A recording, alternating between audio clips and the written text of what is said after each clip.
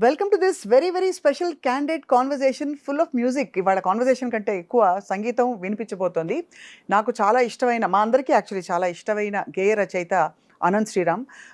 ఇంత స్ట్రెయిట్‌గా పాయింట్‌కి ఎందుకు వచ్చానంటే, అనంత్ గారి గురించి చెప్పాలంటే మాట ఎంత ప్రధానమో తన ఆహ్, ధారలో పాట కూడా అంత ప్రధానం కాబట్టి, తను రాసే అందమైన పొందుపరిచే మాటలకి ట్యూన్ కూడా అలాగే అల్లి చెప్పేస్తుంటారు మ్యూజిక్ డైరెక్టర్స్‌కి చాలా సందర్భాల్లో. ఇది నేను స్వయంగా చూశాను. సో, అనంత్ శ్రీరామ్ గారి 2 దశాబ్దాల జర్నీలో ఎన్నెన్నెన్నో హిట్ పాటలు రాసిన విషయం తెలుసు. కానీ విశ్లేషణ, వివేకం, విచక్షణ అన్నీ ఉండే తన పాటల ప్రయాణం ఎటువైపో మరొక్కసారి ఇవాళ తట్టి లేపి తెలుసుకునే ప్రయత్నం చేద్దాం. మిమ్మల్ని చూసి నాకు కూడా మంచి మంచి పదాలు వచ్చేస్తున్నాయి. ఓచ్! పొంగి పొరులుతుంది కవిత్వం. ఎలా ఉన్నారు అనంత్ గారు? బాగున్నానండి. మిమ్మల్ని చూడడం చాలా ఆనందంగా సంతోషం. ఉన్నాను. ఎందుకో చెప్పనా? తాను నేను అని నా ఆల్ టైమ్ ఫేవరెట్. అంతకంటే ఫేవరెట్ పాట మళ్ళీ రాదని కూడా నేను డిసైడ్ అయిపోయాను. అవును. లేకపోతే నా హాలర్ ట్యూన్ మారేది కదా! అంతేగా? మీకు కూడా అంతేనా?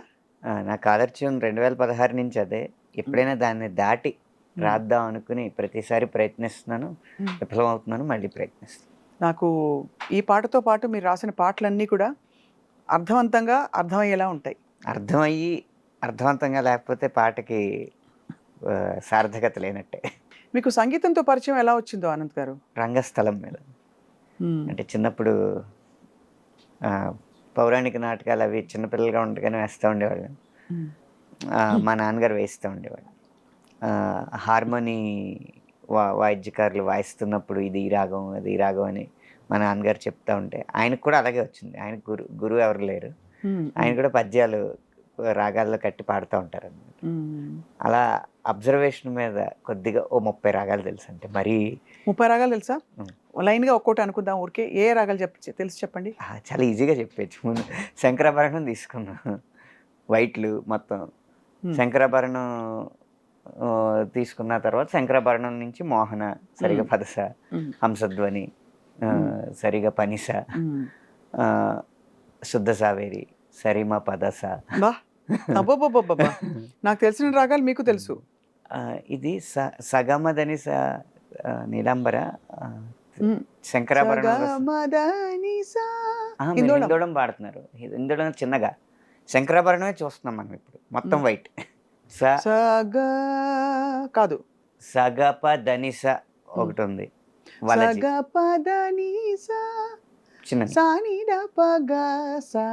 వలజ, కళావతి. అలా ఇందులో గా మారితే మోహన్లో గా మారితే శివరంజని, సరిగా పదస సదపగరీసా. శంకరాభరణంలోనే మా మారితే కళ్యాణి. అబ్బో, మీరు అసలు మొత్తం విద్వాంసులు అవ్వడానికి అన్ని లక్షణాలు ఉన్నాయి. 30 తెలిస్తే విద్వాంసులు ఎలా అవుతారు? ఉన్నాయి 72 మేళకర్తలు. మళ్ళీ దానిలోంచి పర్మిటేషన్స్, కాంబినేషన్స్ చూసుకుంటే వందల వేల రకాలు. అయితే మంచి పరిజ్ఞానం ఉన్నట్టే అనంత్ గారు. సో పాటతో మీ ప్రయాణం అలా మొదలైందనమాట. అయితే రంగస్థలం నుంచి మొదలైంది. అంటే నాటకాలు వేస్తున్నప్పుడు పద్యాలు పాడుతున్నాం, డైలాగులు చెప్తున్నాం. ఈ రెండిట్లో పద్యం బాగున్నా చప్పట్లు కొడతారు, లేకపోతే ఏదైనా డైలాగ్ బాగున్నా చప్పట్లు కొడతారు. కానీ ఆ ఆర్టిస్ట్ కాదు కదా చెప్పేది, ఆ డైలాగ్ ఇచ్చింది ఆ రచయిత, ఆ పద్యం ఇచ్చింది ఆ రచయిత కదా అని నటన కన్నా రచన మీద ఎక్కువ మక్కువ వచ్చింది. ఆ రచనలో చూస్తే డైలాగ్ ఏమో దాంట్లో అంత కవితాత్మకత ఉండదు, పద్యంలో ఉంటుంది కానీ ఎక్కువ మందికి అర్థం అవ్వదు. ఈ రెండింటికి మధ్య ఏంటి ప్రక్రియ, మాటకి పద్యానికి మధ్య ప్రక్రియ పాట అని అనిపించి దాని మీదకి మొగ్గు చూపాను. మీరు రాసిన అందమైన పాటలు చాలా అందంగా గాయకులు పాడుతూ వచ్చారు కదా. మీ పాటని మీకు ఇష్టం వచ్చినట్టు పాడిన గాయకులు అంటే అందమైన గొంతు అంటే గాయకులలో అందమైన అంటే వాళ్ళ గొంతుకే ఆపాదించి బెస్ట్ గా మీ పాటల్ని అద్భుతంగా పాడే గాయకులు ఎవరంటే చెప్పగలుగుతారా ఫలానా వాళ్ళని? ఎందుకంటే ఎవరికి కంఠం వాళ్ళ శ్రేయా ఘోషాల్ గారు ఇప్పటికి ఆల్ టైమ్ ఫేవరెట్. ఆ పాటల్లో అదే తను పాడిన పాటల్లో మీకు ఇష్టమైన పాట మీ పాట? వింటున్నావా బాబా బాబా. ఆ పాట అండి బాబోయ్, ఏంటండి ఏం పాట గుర్తు చేశారండి. ఆ ఫస్ట్ పార్ట్ వింటున్నావా ఎన్ని రకాల వింటున్నావాలో ఆ పాట విని తరించిపోయిన సందర్భాలు ఎన్నెన్ని ఉన్నాయో నాకు నేను చెప్పలేను. మీ పాట రెహమాన్ గారి సంగీతం. అది తమిళ్లో మన్నిప్పాయ అని వస్తుంది. అప్పటికి నాకున్న లాజిక్ ప్రకారం సారీ, థ్యాంక్స్, ప్లీజ్ ఇవి చెప్పితే కనుక ప్రేమ అవ్వదు. వాటన్నిటికీ అతీతమైంది ప్రేమ అని చెప్పి తమిళ్లో మన్నిప్పాయి అని నేను తీసుకోలేదు. మళ్ళీ వింటున్నావా అనేదే నాకు అనిపించింది అనమాట. అప్పుడు రెహమాన్ గారు కూడా అడిగారు, ఇందులో మన్నిప్పాయి ఎందుకు తీసుకోలేదని. మన తెలుగు క్లైమాక్స్ వేరు కదండి, క్లైమాక్స్లో కలిసిపోతారు హీరో హీరోయిన్లు, సో హ్యాపీ ఎండింగే. తమిళ్లోనేమో విడిపోతారు కాబట్టి ఇంక విడిపోతున్నాం కాబట్టి ఇంకా ప్రేమ లేదు కాబట్టి ఇంకా సారీ చెప్పేయచ్చు. ఇప్పుడు కలుస్తున్నారు కాబట్టి అందులో సారీకి అంత ప్రాముఖ్యత లేదనిపించి వింటున్నావాగా మార్చుకున్నాను. ఇంకా వింటున్నావా పదం వచ్చిన తర్వాత ఎన్ని రకాలుగా వింటున్నావా అని అడగడానికి అన్ని రకాలుగా మన్నిపాయే అని అలా వచ్చిందా? మన్నిపాయా మన్నిపాయా అని వస్తుంది. వింటున్నావా వింటున్నావా వింటున్నావా విన్నావే వేళ అంటే ఈ మీటర్స్ అన్ని మీకు ఆ టైంలో చెప్పి ఒరిజినల్ రెఫరెన్స్ ఇచ్చి రాయించారండి ఈ పాట? పాట విన్నాను, పాట విని ట్యూన్ ఇమ్మన్నాను. ట్యూన్ వర్షన్ ఉంటుంది కదా, తననా తననా తననే తననా తరేనా నానే తననే నానా మన్నిపాయా మన్నిపాయా అని ఇచ్చారు ట్యూన్. ఆ ట్యూన్కి రాశాను. One of your golden gems అండి ఈ పాట మాత్రం. అలాగా గోల్డెన్ జెమ్సా అంటే బంగారు వజ్రాల? గోల్డెన్ జెమ్స్ అంటే బంగారులో పొందుపరిచిన వజ్రం. ఓకే, నాకు ఇంగ్లీష్ సరిగ్గా రాదు. నాకు ఇంతే ఇంగ్లీష్ వచ్చు కాబట్టి అలా సరిపెట్టుకుందాం. కానీ అనంత్ గారు, మీకు వీటన్నిటితో పాటు ఇంత హృదయమైన పాటలు రాసే మీకు అద్భుతమైన చమత్కారం ఎక్కడి నుంచి వచ్చింది? గోదావరి. ఓ అంతేగా. ఎందుకంటే నిజంగా ఇప్పుడు మీరు మిడిల్ ఈస్ట్ మ్యూజిక్ విన్నారనుకోండి, ఎక్కువ సింధు భైరవ్ రాగంలో తారాస్థాయిలో హమ్మింగ్స్ లాగా అనిపిస్తూ ఉంటుంది, అంటూ ఉంటుంది కదా. ఎందుకంటే మిడిల్ ఈస్ట్లో పంటలు అనేవే మృగ్యం, నీరు ఎప్పుడో కానీ దొరకదు. ఏదో ఆ ఖర్జూరం ఈత తింటా ఆ టైంలో అలా బతికేవారు కదా. వాళ్ళకి సరైన ఆహారం దొరకడమే కష్టం. దొరికిన ఏదో ఆ ఒంటెలను చంపుకుని ఆ మాంసాహారం తింటా రుచికరమైన ఆహారం అనేది వాళ్ళకి చాలా అరుదు. ఆకలి బాధలు ఎక్కువ ఉంటాయి. ఆ సంగీతం కూడా అక్కడ అలాగే ఉంటుంది. గోదావరి ఉంది ముఖ్యంగా మా కడుపు నిండిన బేరం మాదైతే. డబ్బు ఉండదేమో కానీ అన్నానికి లోటు ఉండదు. ఇప్పుడు కడుపు ఖాళీగా ఉందనుకోండి, దాని ఒక్కదాని మీదే దృష్టి ఉంటుంది. కడుపు నిండాక 100 వాటిల మీదకి వెళ్తుంది దృష్టి.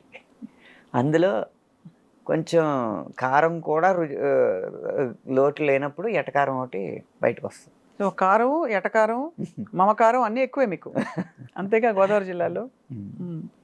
సో మీరు రాస్తూ వచ్చిన పాటల్లో మీకు బెస్ట్ కాంప్లిమెంట్స్ అందిన పాట ఏది అంటే తాను నేనువే కదా.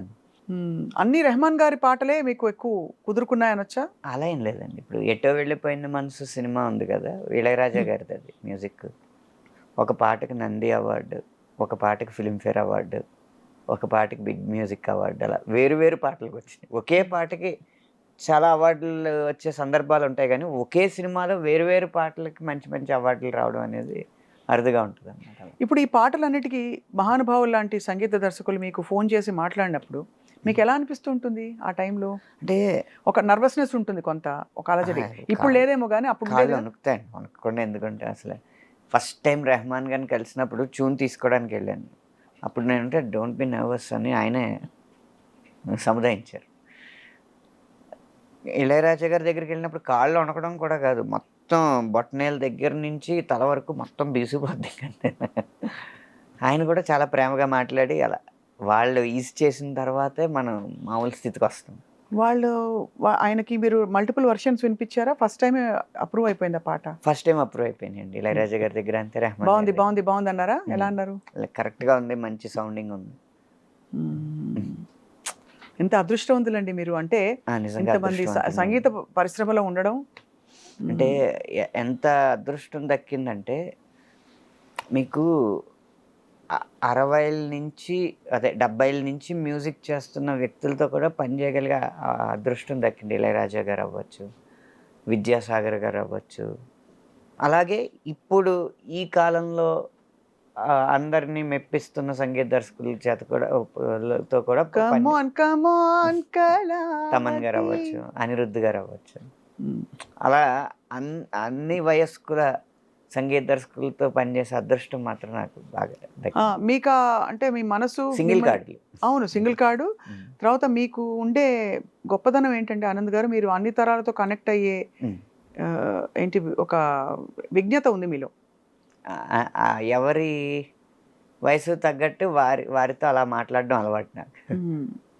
మీ వయసు ఏమిటో మా ఈ ప్రాసెస్లో మేము ఎప్పుడు పసిగట్టలేకపోయాం. 39 సంవత్సరాలండి, దాంట్లో అబద్ధమే ఉంది. పెళ్ళి అయిపోయాక వయసు దాచుకోవడం ఎందుకు? అంతేనా? ఇప్పుడు దాచుకుని కూడా లాభం లేదు. లాభం లేదు, ఏం పని అవ్వలేదు. అనంత్ గారు, మీ పాటలు పాడేటప్పుడు చాలామంది, ఇప్పుడు కొంతమంది ఇతర అన్య భాషస్థులు మీ పాట పాడేటప్పుడు సరిగా ఉచ్చరించలేదని చెప్పి కొంతమంది బాధపడిన సందర్భాలు ఉన్నాయి. మీరు ఎప్పుడైనా ఫీల్ అయ్యారు అలాగా?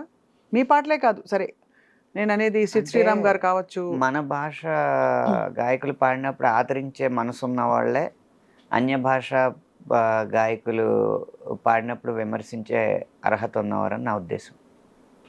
అందరూ తెలుగువారి చేత పాడిస్తుంటే మరి ఆదరించట్లేదా?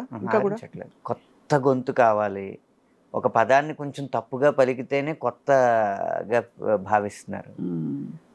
అది కాక నేను మొహమాటం లేకుండా చెప్పేది ఏంటంటే, మిగిలిన భాషల్లో ఉన్నంత నాణ్యత మన తెలుగు భాష గాయకుల గొంతుల్లో చాలా అరుదుగా కనిపిస్తుంది.